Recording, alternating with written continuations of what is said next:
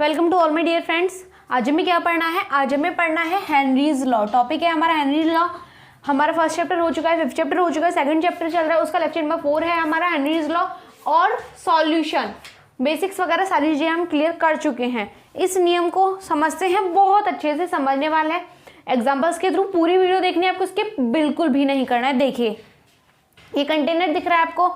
इस कंटेनर के अंदर हमने नीचे लिया है द्रव, ऊपर लिया है इसमें गैस को। नीचे लिया है हमने द्रव और ऊपर किसको लिया है? हमने गैस को लिया है। आपको क्या पता है, जैसे कि एक अगरबत्ती का एग्जांपल लेते हैं, बेसिक आपने सबने देखी है कि यदि हम अगरबत्ती को जलाएं, ठीक है, तो वो पूरे कमरे में उसका धुआं फैल जाता है। क्लियर सी बात है, फैल जाता है। और यदि हम क्या करें, एक मोमबत्ती लें और उसे एक डब्बे के अंदर जलाएं, तो क्या होगा? उसका जो धुआं है, उसका धुआं क्या जाएगा? सिर्फ डब्बे के अंदर जाएगा, यानी कि होल भी इतना ही करें कि ताकि बाहर ना निकल सके। इस तरीके से हम कुछ टेक्नोलॉजी वहां पे फिट करें, तो क्या होगा?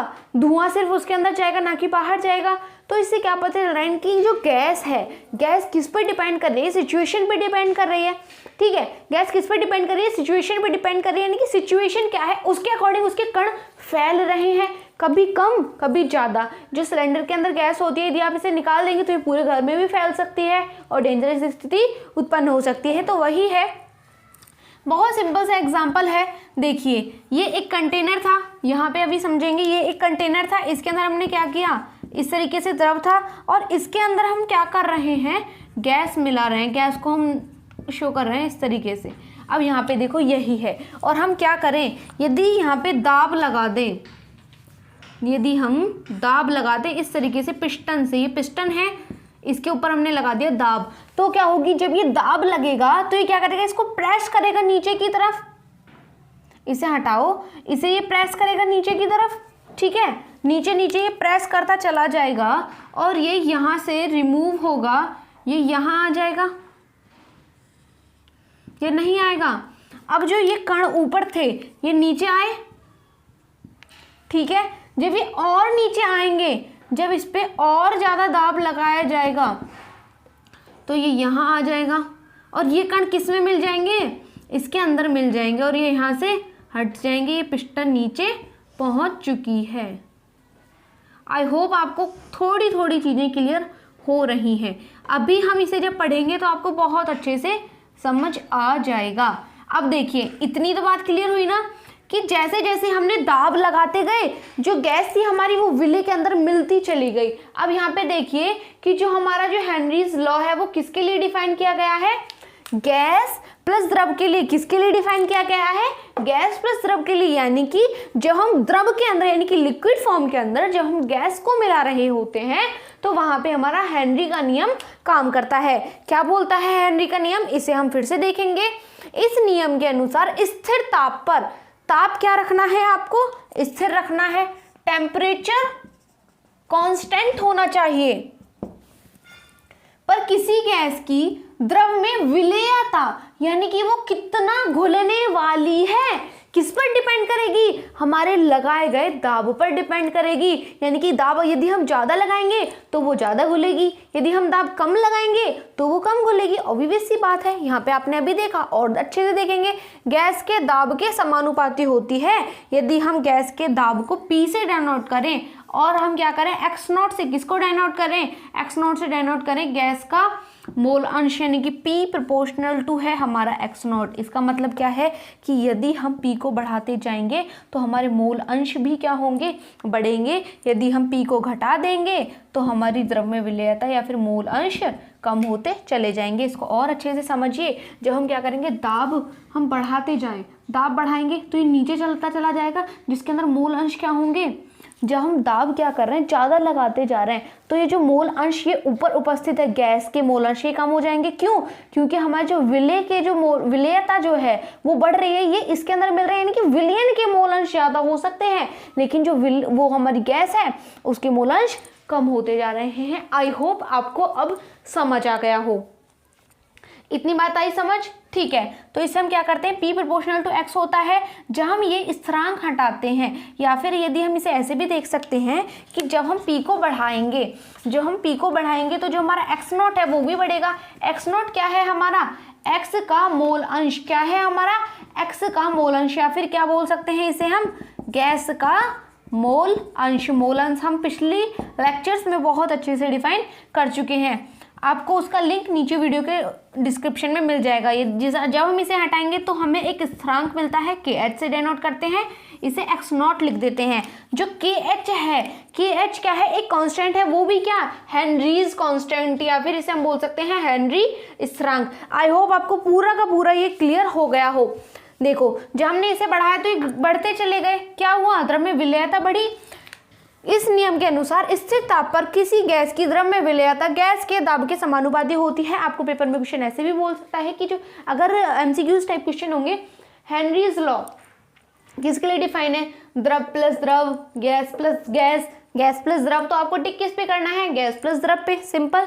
अब यहाँ पे ऐसे बोल सकता है P proportional to x not, ये किसका लॉ है, तो आप बोलेंगे हेनरीज लॉ है। आई होप इतनी बात आपको समझ आई हो। इसका एक एग्जांपल देखिए, जब आप देखते हैं सोडा बोतल जो होती हैं वहाँ पे यूज़ करते हैं, और इसका एक यूज़ होता है समुद्र में। आपको पूरी की पूरी थ्योरी जो मैं बता रही हूँ, ये पूरी की पूरी थ्योरी हैंड रिटन नोट्स जो गिवन है, आपको नंबर जो दिख रहा है यहाँ पे उस पर कॉन्टैक्ट करेंगे तो वहाँ से आपको मिल जाएगी। वहाँ पे हमने बिल्कुल प्रॉपर लिखा हुआ है कि कहाँ पे इसका यूज़ होता है। मैं सिंपल बोल रही हूँ, आप वहाँ से जाके चेकआउट कर लीजिएगा।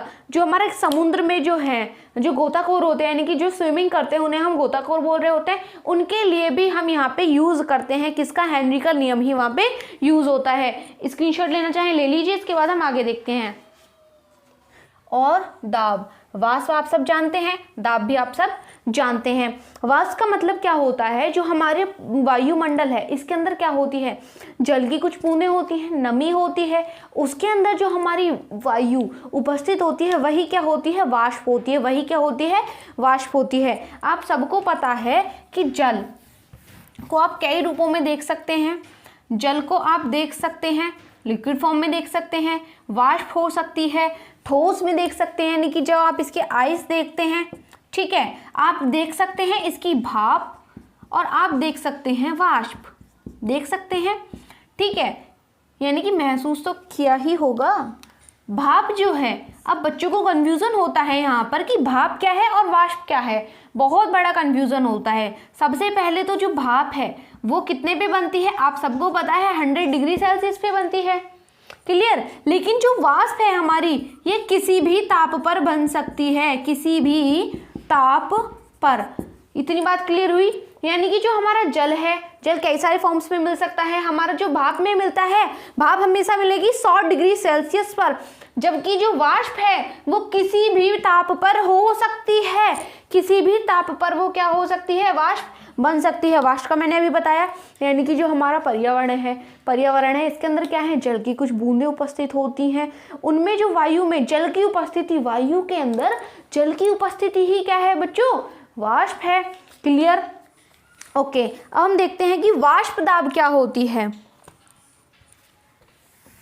वाष्प क्लियर हो गई। अब वाष्प दाब यानी कि देखो, अगरबत्ती का एग्जांपल लेते हैं। ये मान लीजिए एक अगरबत्ती है, ठीक है, आपने इसे जलाया, इससे धुआं निकला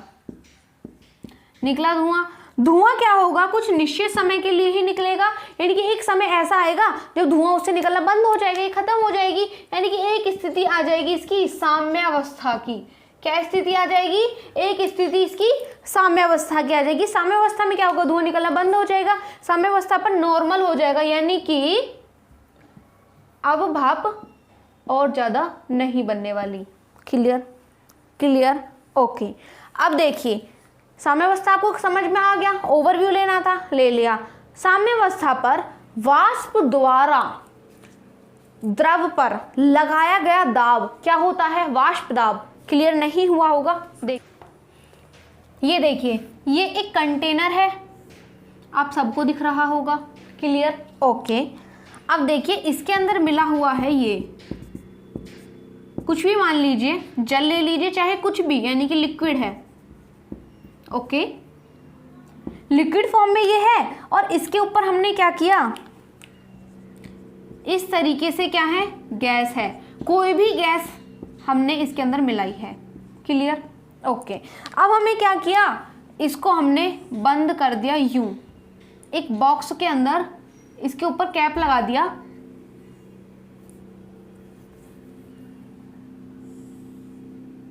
ठीक है, हमने क्या किया, इसके अंदर इसके ऊपर कैप लगा दिया। ओके, अब जो ये भाप है एक समय कैसी आएगी, साम्यावस्था की स्थिति के अंदर क्या होगा, देखो यदि हम इसे हीट करेंगे तो क्या होगा, यदि हम इसे हीट करेंगे तो ये जो है ये भी ऊपर उड़ने स्टार्ट हो जाएंगे। साम्यावस्था की स्थिति कब होगी, साम्यावस्था को समझाने की कोशिश करती हूँ। साम्यावस्था की स्थिति तब होगी जब जितने कण ऊपर उड़ेंगे, जितने कण क्या होंगे, जल से वाष्प में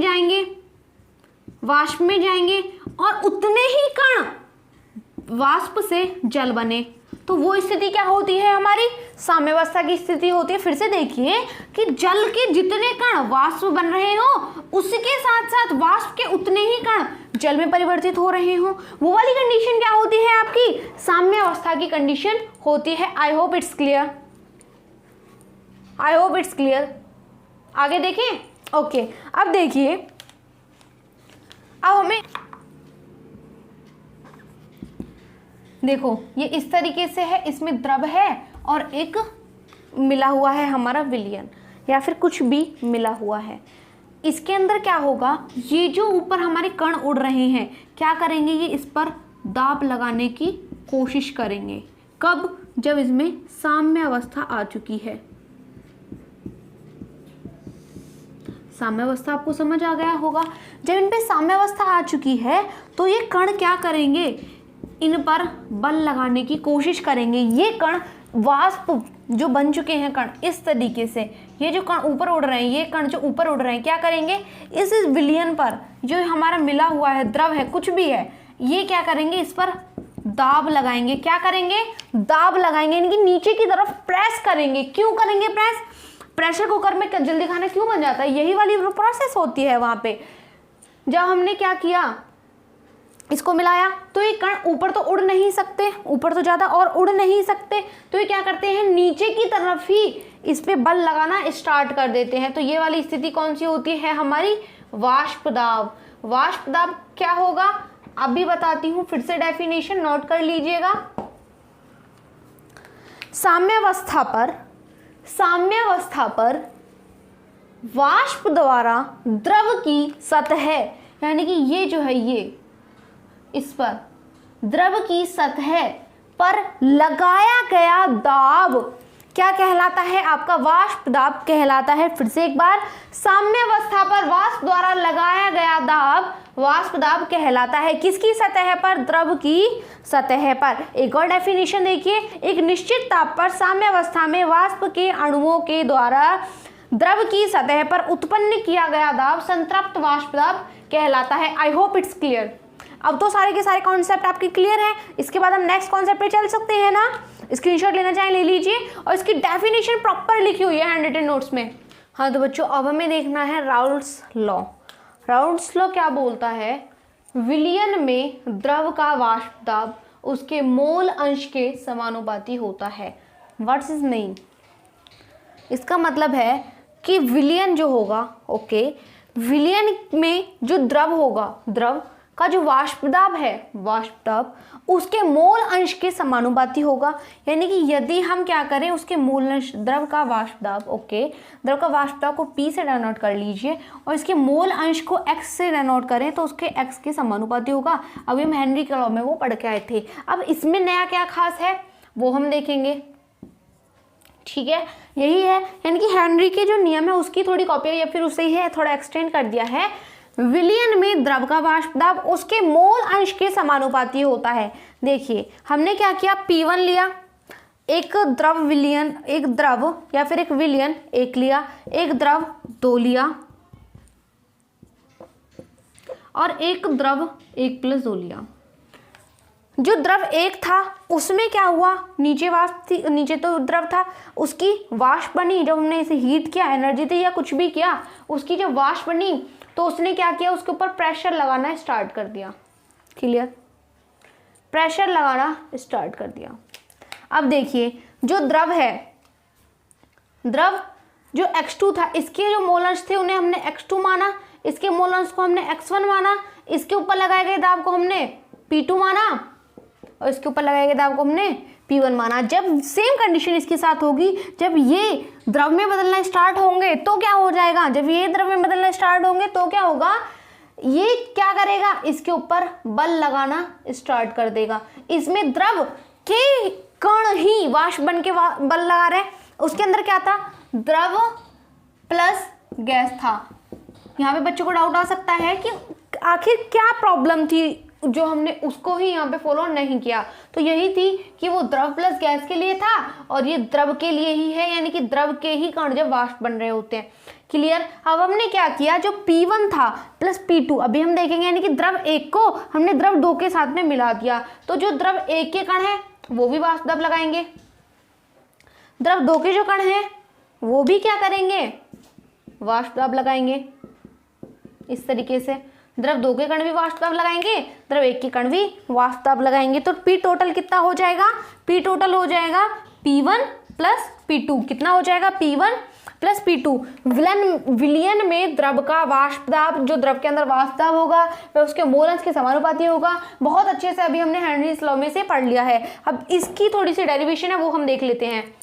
राउल्ट्स लॉ सिर्फ इतना सा ही है और कुछ नहीं है। फिर से देखिए, किसी भी विलयन के अंदर जो द्रव का वाष्प दाब है वो उसके मोल अंश के समानुपाती होता है।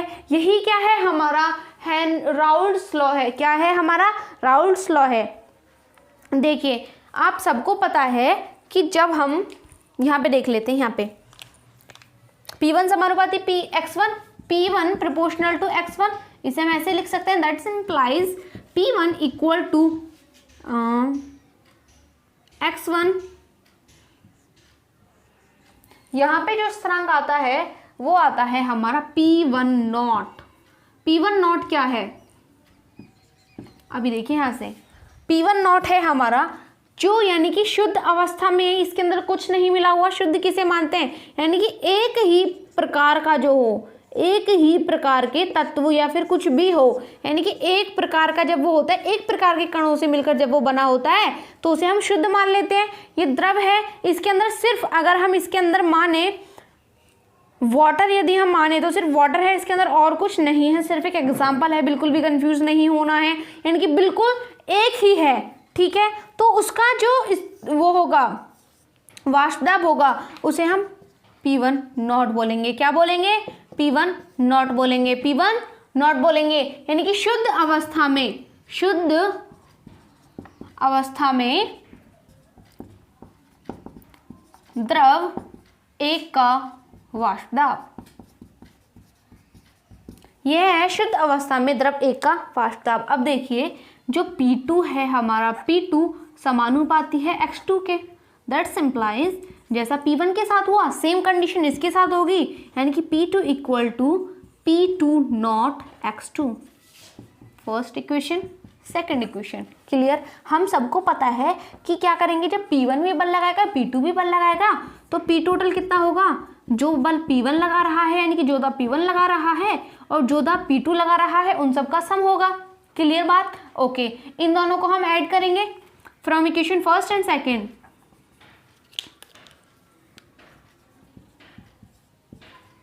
लिख सकते हैं ऐसा कि P total equal to P1 not X1 plus P2 not X2। लिख सकते हैं या नहीं लिख सकते। ओके, अब हम क्या कर सकते हैं, we know that very well कि जो हमारा X1 है प्लस X2 जो है वो किसके इक्वल होता है, 1 के इक्वल होता है। हम प्रीवियस क्लासेस में देख चुके हैं, मोलंश के कॉन्सेप्ट है ये। ओके, तो X1 क्या हो जाएगा हमारा 1 माइनस X2, और आप इसे ऐसे भी लिख सकते हैं कि X2 हो जाएगा हमारा 1 minus X1। I hope it's clear, got it. आगे देखिए, इतनी बात क्लियर। तो हम क्या कर सकते हैं, यहाँ से वैल्यूज पुट कर दीजिए।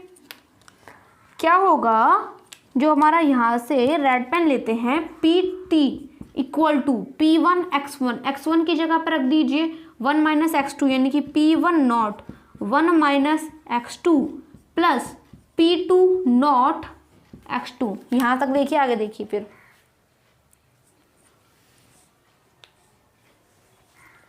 क्लियर। आगे कीजिए, आगे क्या हो जाएगा, P टोटल, इसे यहाँ से अलग कर लीजिए, आप कंफ्यूज ना हो जाएं। P टोटल हो जाएगा हमारा, मल्टीप्लाई करेंगे तो P1 not minus P1 not x2 plus P2 not x2। इतनी बात क्लियर। आगे देखिए P टोटल क्या हो जाएगा, क्या हो जाएगा यदि हम क्या करें यहाँ से x2 यदि कॉमन ले लें, P1 naught plus x2 P2 naught minus P1 not. क्यों, हमने यहाँ से डायरेक्ट लिख दिया, एक स्टेप कम कर दिया, लेकिन कभी आप कंफ्यूज हो इसे ऐसे भी लिख सकते हैं ना हम, P1 naught plus P2 not x2 minus P1 not x2। तो उसके बाद हमने ये ऐसे लिख दिया, कंफ्यूज नहीं होना है। क्यों, क्योंकि जो हमारा योग है वो क्या करता है, क्रम विनिमय नियम का पालन करता है, उस के ऊपर कम्यूटेटिव लॉ फॉलो होता है, इनकी उसका क्रम बदलने से कुछ नहीं होगा। तो जो हमारा P1 है plus x2 P2 minus P1, ये क्या आ गया, आपका सूत्र आ गया। आप इसे न्यूमेरिकल्स में यूज कर सकते हैं। इसे हम रेज कर लें, ओके, हम इसे न्यूमेरिकल्स में यूज कर सकते हैं। स्क्रीनशॉट लेना चाहें ले लीजिए। इसके बाद हम आगे देखते हैं। एक बार फिर से बता देती हूँ, ये सारी चीज़ें आप क्लियर हो गई। P total P1 plus P2 होगा, x1 plus x2 equal to 1 होता है, x1 इक्वल हो जाएगा 1 माइनस x2, x2 इक्वल हो जाएगा 1 माइनस x1। आप जो चाहें वो वैल्यूज यहाँ पुट कर सकते हैं।